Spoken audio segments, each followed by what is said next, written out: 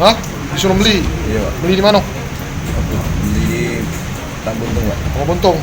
Sudah berapa kali beli Tangga Buntung? Belum.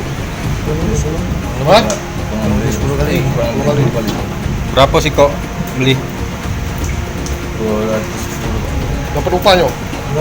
Jual berapa? Tidak beli untuk jajak maki Pak. Dapat upah maki ya? Ngapa? Dapat maki juga? Maki di mana biasa?